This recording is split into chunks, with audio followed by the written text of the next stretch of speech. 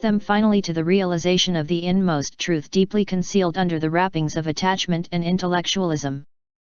Doctrine of the Triple Body. When the Lankavatara was compiled, the doctrine of the triple body was apparently not yet formulated in the shape we have it today. We thus have terms corresponding to the three bodies and the indications of the underlying idea, but no specified relationship is established between them. Only the absolute state of self-realization is considered as belonging to the Dharmata-Buddha, who is evidently the Dharmakaya of the later periods. There are other forms of Buddhahood known as Nishyanda-Buddha and Nirmala-Buddha. Nishyanda literally means flowing down or flowing into, and the Nishyanda-Buddha is a Buddha into whom Dharmata flows and who shines in splendor. The two later Chinese translators have rendered it as Pao law meaning to requite, to compensate, while the sung by Gunabhadra has meaning to depend, to rely upon. The latter is nearer to the sense of the Sanskrit Nishyanda, and it is hard to know how the later translators came to have Pao for it instead of I. Did they try to read their own thought into it? For they were doubtless acquainted in their own day with the doctrine of Trikaya, one of which, generally known as Samagakaya, corresponds to Vipakaja or Vipakastha in the Lankavatara. The other form of the Buddhahood mentioned in the Lankavatara is Nirmaka, or Nirmajika, or Nirmana. This is generally done into Chinese by i.e. Transformation Buddha, corresponding to the Nirmapakaya of the triple body. As to what this transformation Buddha is, the sutra does not offer any explanation. But when the distinction is made between the Nirmapa-Buddha and the Dharmata-Buddha as to their method and material of preaching, we can have a glimpse into the specific features of the Nirmata-Buddha. The Lankavatara makes the latter the teacher of the ordinary people known as Bala and Prithajana in Buddhist literature, while the Dharmata-Buddha discusses an inner perception penetrating into the suchness of truth, or the self-absorbing contemplation by supreme wisdom, of the ultimate condition of things which cannot be reached by logical categories. The class of beings designated as Bala and Prithajana, which includes almost all of us who drift over the ocean of contrary ideas, is not able to see behind the veil of ignorance and wrong judgment, and to lead this unfortunate group of sentient beings to salvation and enlightenment. The Nirmal Buddha would discuss the aspects of particularity and generality as objects of the intellect. His preaching is thus concerned with the individualizing side of existence, which is dealt with in Buddhist philosophy under such categories as the 6 paramithas, 5 skandhas, 12 ayatanas, 18 dhatu's, methods of emancipation, modes of consciousness, and other subjects. The object of these discourses is naturally to go beyond the teachings of the various philosophical schools of the day. The Dharmata-Buddha, on the other hand, is meant for the Bodhisattvas whose aim is to come to the highest realization of truth, which is known as Pratyatmaryajananagatikacara in the Lankavatara. The distinction between the Nirmana-Buddha and the Nishyanda-Buddha is not quite clear as far as the Lankavatara is concerned, for it describes the latter as performing almost the same function as the Nirmana-Buddha. His teaching is said to consist of such topics as particularity, generality, habit energy conserved in the deep recesses of consciousness, wrong judgments about it, and their interrelations causing multitudinousness of objects to appear, and then our inordinate attachment to them, but in reality the non-existence of all these phenomena. Of these topics, the Dharmata-Nishyanda-Buddha will speak thus. The conception of an individual ego substance arises from our wrong judgment concerning the nature of existence and the law of causation, both of which fail to apply beyond the world of relativity, which is empty. It is like the creation of the magician. He knows how to produce a variety of unrealities depending upon some objects of the senses, such as plants, brick, etc. The spectators are induced to take them for real objects, though in fact there are none such. To the ordinary mind, the law of causation is made to extend beyond the world of relativity, which is also the world of wrong judgments and attachments. Whereas the world which supplies a subject matter for the Dharmata-Buddha is altogether unsupported and disengaged from dependence.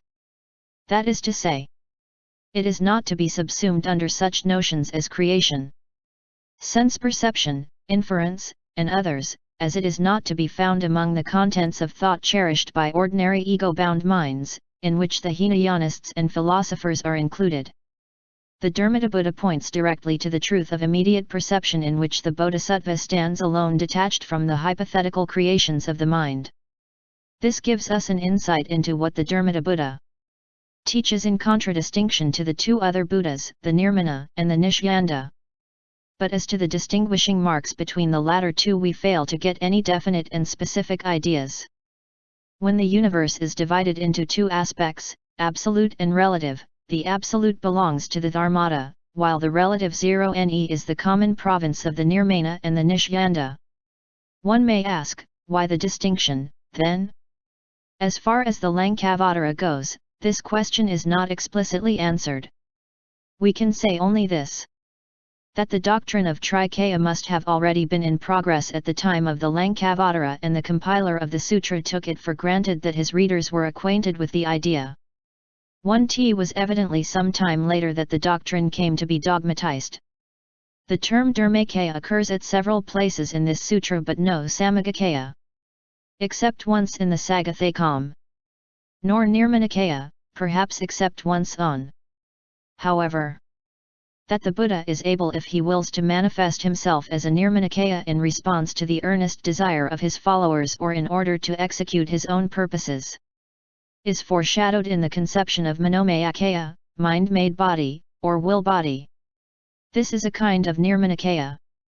One thing I wish to emphasize in this statement concerning the three forms of Buddhahood is that the story of the inmost perception to be gained by the Bodhisattvas, forming the central theme of the Lankavatara, is told only by the Malayathagata, or true Tathagata as in the Tiang version, because he is above all senses, all logical measurements, and cannot be perceived by the Sravakas and Pratyeka Buddhas, nor by the philosophers. Because he abides absorbed in the bliss of realization and in the perfection of the highest knowledge. The doctrine of the Lankavatara is thus seen to be the direct revelation of the Absolute Buddha as he is. This sketchy and incidental reference to the doctrine of the triple body is far from being satisfactory. A chapter exclusively devoted to the treatment of the subject a fuller exposition is presented. The highest knowledge and a first cause. We know now that supreme wisdom realized in the inmost depths of consciousness is something absolutely defying all description and altogether unpredicable. And that it is therefore the topic to be properly dealt with by Dharmata-Buddha himself and not by any beings subject to the principle of relativity. This knowledge is thus eternal, unconditioned, and beyond the reach of all analysis and discursive understanding, as it belongs to the highest principle of cognition from which all relative knowledge is derivable. Now the question is, in what respect does this differ from the first cause considered by the philosophers to be also eternal and beyond thought? This is answered by the author of the Lankavatara in the following manner. What is claimed to be first cause by the philosophers cannot really be so, because a cause always presupposes something beyond and cannot be its own cause. The idea of causation belongs to a world of relativity, and what is relative cannot be eternal and is always within the sphere of thought. If we take a thing belonging to the relative world and therefore to a realm of action, as a first cause from which everything else has its beginning, this will be a wrong form of inference. For we jump from relativity to transcendentality, from impermanence to eternity, from a thing that is to a thing that is on the other side of being and non-being. Therefore, what is regarded by the philosophers as the first cause eternal and beyond thinkability is not to be identified with supreme wisdom attainable by the Buddhas and Bodhisattvas. That the supreme wisdom is eternal and cannot be made a subject of thought, comes from its intrinsic nature. For it is a state of mind realized personally by the Buddhas when they deeply delve into the ultimate principle itself, which is not conditioned by any category of thought. It is not to be designated as a cause which is bound up with its antecedents and consequence. It stands alone quietly as absolute knowledge flashed through one's consciousness. It is a fact of experience which does not allow of any arguments. It is tathata, tattva, perceived in the inmost consciousness of the Tathagata. As it is not an object externa to him, it is a self-sufficient cause not depending on anything. We may say that this is a state of pure perception. And it is for this reason that the Lankavatara is ever persistent in making this pure perception not an object of discursive understanding for the ordinary minds. For the philosophers, for the Hinayanists, it is not only too exalted a subject for them to comprehend, but quite beyond logic and liable to be wrongly and disastrously interpreted by them. It is meant for those only who are not at all surprised, or alarmed, or frightened at hearing that there is a thing beyond one's power of thinking, for such belong to the family of Tathagatayana. The Mahayanist does not deny the reality of the objective world as regards its relativity, where all conditions obtain. He only refuses to extend these to a realm where they do not apply. And of the existence and reality of such a realm he is firmly convinced because his inner perception testifies to it. What stronger and more intimate and more convincing proof could one ever expect to offer for a truth?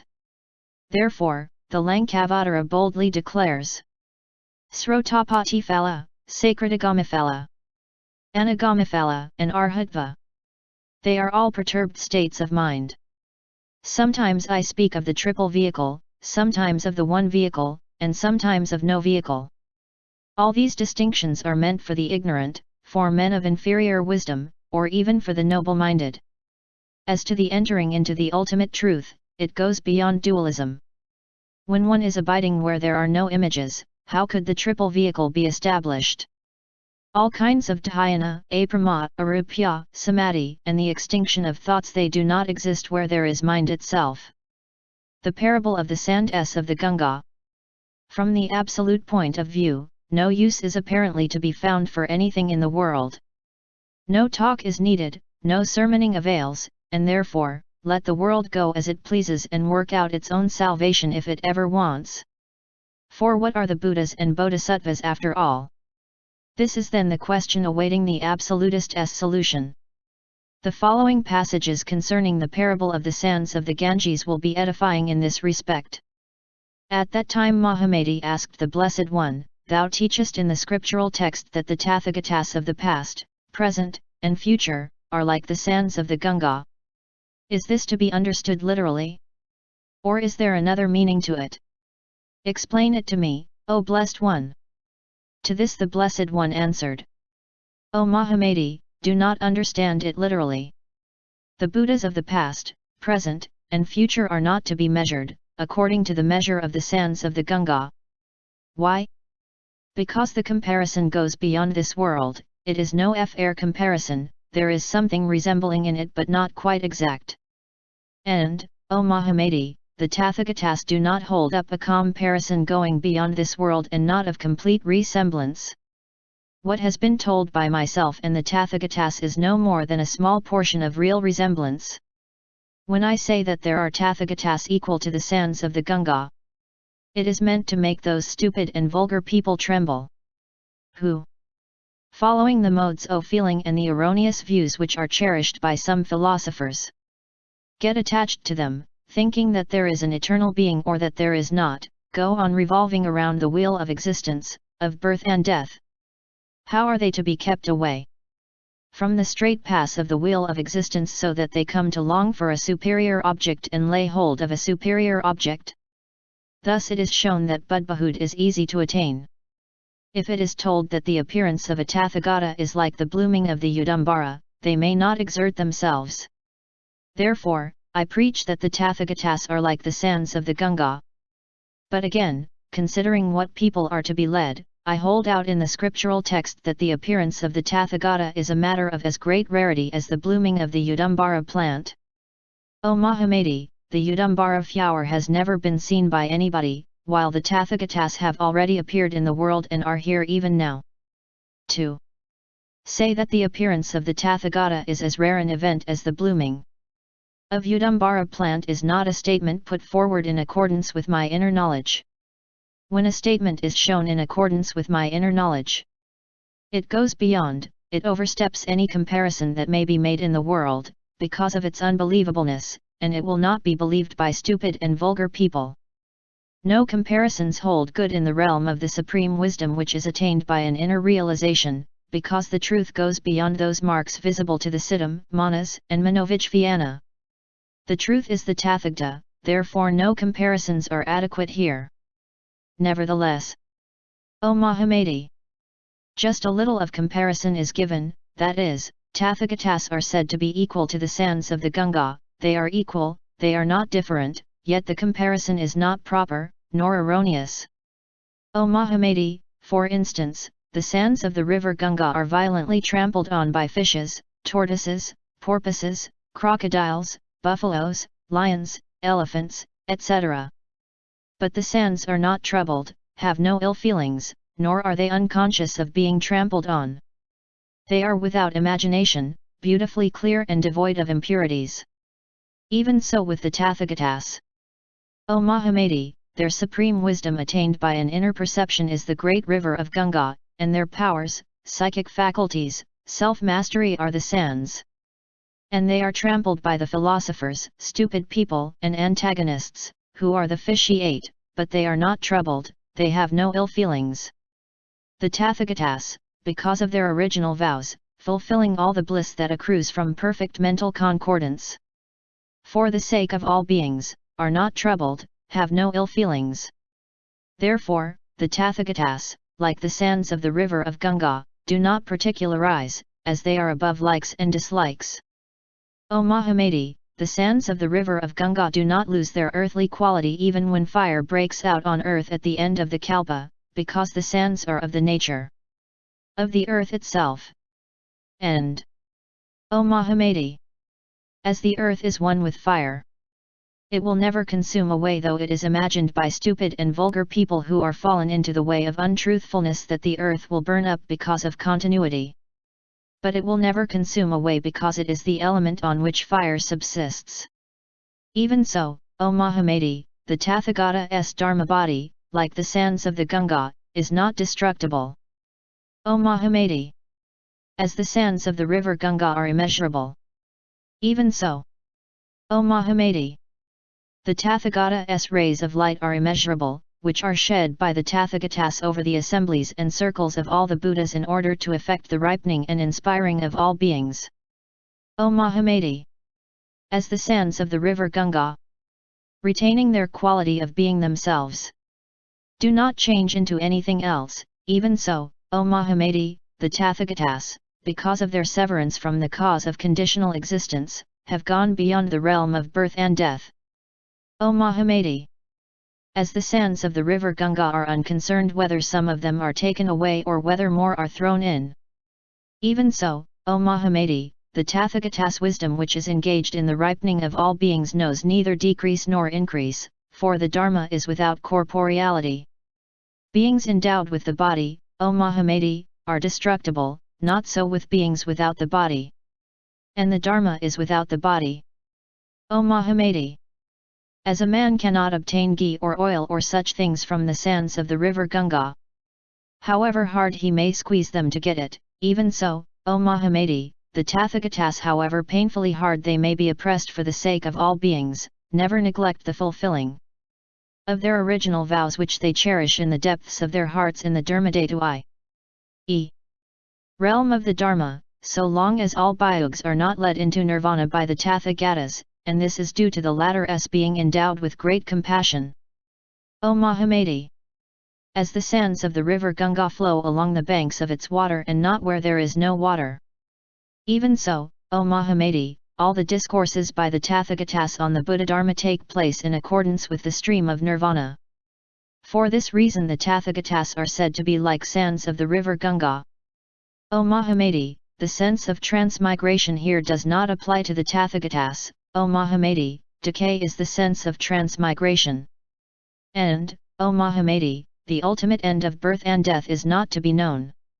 Not being known, how am I to disclose the Dharma in the sense of transmigration? Annihilation is the sense of transmigration. O Mahamati, this is not known to stupid and vulgar people. Mahamati asked, if, O Blessed One, the ultimate end is not knowable, how is it possible for all sentient beings to obtain deliverance as they are living in the midst of birth and death? Said the Blessed One. O Mahamati, when the cause is removed, which is the memory i.e.